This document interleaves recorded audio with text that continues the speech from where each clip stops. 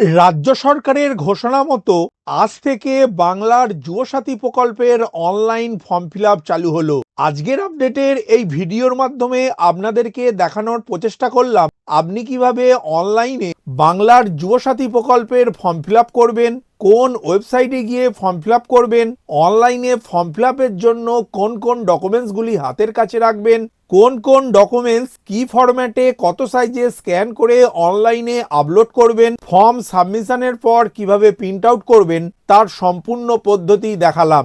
নমস্কার বন্ধু, আপনাদের সাথে আমি অনিমেষ। আপনারা এখন দেখছেন কুন্ডু টেলিকম ইউটিউব চ্যানেল। চলুন শুরু করা যাক আজকের আপডেটটি।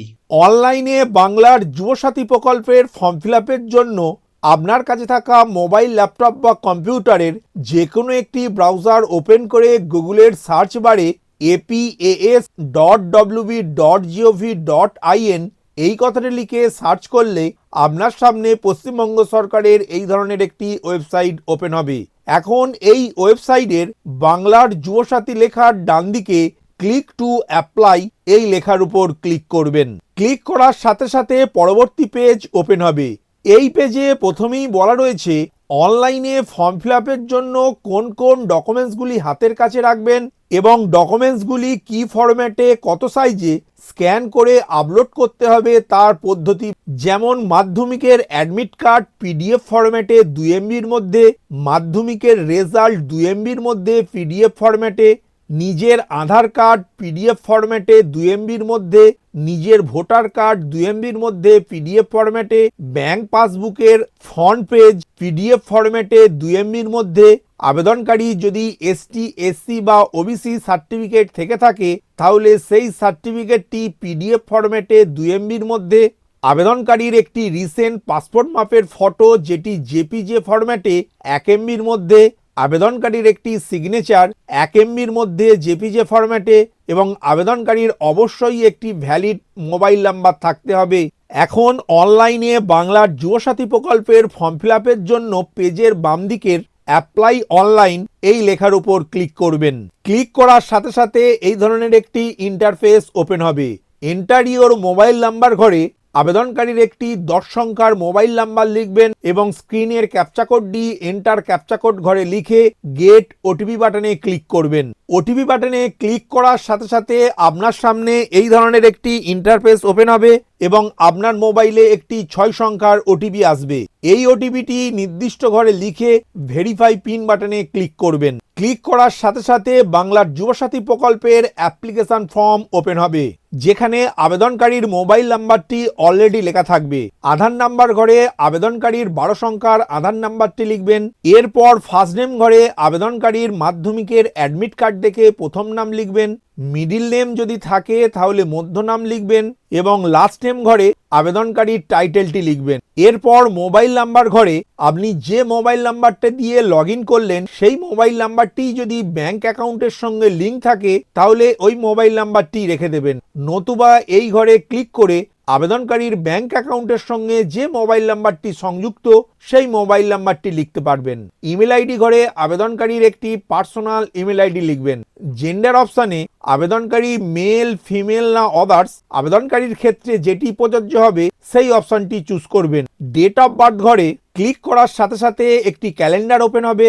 এই ক্যালেন্ডার থেকে আবেদনকারীর জন্ম সাল, জন্ম মাস এবং জন্মদিনটি সিলেক্ট করবেন। এরপরে ফাদার্স নেম ঘরে আবেদনকারীর বাবার নাম লিখবেন। মাদার্স নেম ঘরে আবেদনকারীর মায়ের নাম লিখবেন। স্পাউস নেম ঘরে আবেদনকারী যদি বিবাহিত বা বিবাহিতা হন তাহলে স্বামী বা স্ত্রীর নামটি লিখবেন। ক্যাটাগরি অংশে আবেদনকারী জেনারেল হলে সেই অপশানটি চুজ করবেন। অন্যদিকে আবেদনকারী যদি এসসি, এসটি বা ওবিসি হন তাহলে সেই অপশানটি চুজ করার সাথে সাথে ডান দিকে সার্টিফিকেট নাম্বার লেখার জন্য একটি বক্স ওপেন হবে। সেখানে আবেদনকারীর এসসি সার্টিফিকেট বা এসটি সার্টিফিকেট বা ওবিসি সার্টিফিকেট নাম্বারটি লিখবেন। এরপর ম্যারিটাল স্ট্যাটাস অংশে আবেদনকারী আনম্যারিড অর্থাৎ অবিবাহিত, উইডো অর উইডার অর্থাৎ বিধবা বা বিপত্নিক, ম্যারিড অর্থাৎ বিবাহিত, সেপারেট অর্থাৎ যাদের বিবাহ বিচ্ছেদ হয়ে গিয়েছে। আবেদনকারীর ক্ষেত্রে যে অপশনটি প্রযোজ্য হবে সেই অপশনটি চুজ করবেন। এরপর house number or premises number ঘরে আবেদনকারীর বাড়ির নাম্বারটি লিখবেন। এখানে একটি কথা বলে রাখা দরকার, আবেদনকারী যদি নিজের বাড়ির নাম্বারটি সঠিক জানেন তবেই লিখবেন, নতুবা এই অপশানে আবেদনকারীর গ্রামের নাম বা শহরের নাম লিখবেন। ভিলেজ, টাউন, সিটি অংশে আবেদনকারীর গ্রামের নাম বা শহরের নাম লিখবেন। পোস্ট অফিস অংশে আবেদনকারীর ডাকঘরের নামটি লিখবেন। ডিস্ট্রিক্ট অংশের ড্রপডাউন মেনুতে ক্লিক করে আবেদনকারীর জেলার নামটি সিলেক্ট করবেন। আবেদনকারী যদি ব্লক এরিয়ার বাসিন্দা হন তাহলে ব্লক অপশনটি চুজ করবেন। তারপর ব্লক অংশের ড্রপডাউন মেনুতে ক্লিক করে আবেদনকারীর ব্লকের নামটি চুজ করবেন। আর আবেদনকারী যদি মিউনিসিপ্যালিটি অথবা কর্পোরেশন এলাকার বাসিন্দা হন তাহলে এই অপশনটি চুজ করবেন এবং ডান দিকের ঘরের ড্রপডাউন মেনুতে ক্লিক করে আবেদনকারীর পৌরসভার নাম বা কর্পোরেশনের নামটি চুজ করবেন। পুলিশ স্টেশন অংশের ড্রপডাউন মেনুতে ক্লিক করে আবেদনকারীর থানার নামটি চুজ করবেন। জিপি অর ওয়ার্ড অংশে ক্লিক করে আবেদনকারীর অঞ্চলের নাম অথবা ওয়ার্ড নাম্বারটি সিলেক্ট করবেন। পিনকোড ঘরে আবেদনকারীর ডাকঘরের পিনকোড নাম্বারটি লিখবেন।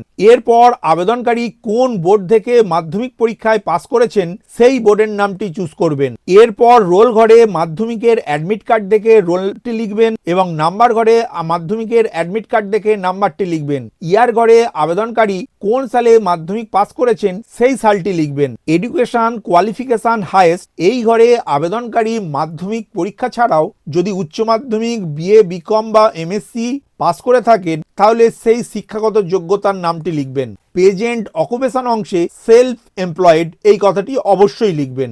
ব্যাংক নেম ঘরে আবেদনকারীর যে ব্যাংকে অ্যাকাউন্ট আছে সেই ব্যাংকের নামটি লিখবেন।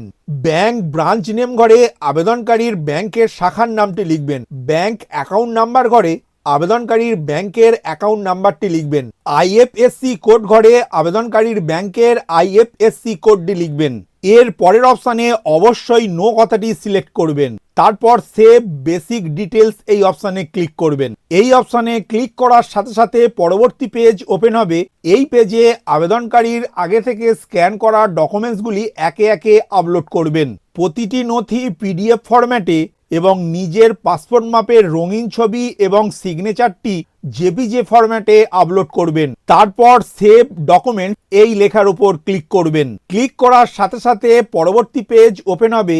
এই পেজের সেলফ ডিক্লারেশন লেখার নিচের চেকবক্সটি সিলেক্ট করে ফাইনাল সাবমিট বাটনে ক্লিক করবেন। ফাইনাল সাবমিট বাটনে ক্লিক করার সাথে সাথে your application form has been submitted successfully, your application ID is একটা নাম্বার লেখা দেখতে পাবেন। তারপর অ্যাপ্লিকেশন ফর্ম লেখার উপর ক্লিক করে আপনার ফিল আপ করা ফর্মটি অবশ্যই ডাউনলোড করবেন এবং প্রিন্ট আউট করে রাখবেন। তো বন্ধুরা, আজকের আপডেটের এই ভিডিওর মাধ্যমে আপনাদেরকে অতি সহজেই বোঝাতে পারলাম আপনি কিভাবে অনলাইনে বাংলার যুবসাথী প্রকল্পের ফর্ম ফিল আপ করবেন তার সম্পূর্ণ পদ্ধতিটি। ভিডিওটি প্রথম থেকে শেষ পর্যন্ত দেখার জন্য ধন্যবাদ। এই ইনফরমেটিভ আজকের আপডেটটি আপনার বন্ধু ও পরিচিতদের জানাতে বেশি বেশি করে শেয়ার করবেন আর অবশ্যই কমেন্ট করবেন ভিডিও সম্বন্ধে আপনার কোনো ডাউট বা জিজ্ঞাসা থাকলে এবং আপনার কোনো মতামত জানাবেন। ভালো থাকবেন, সুস্থ থাকবেন।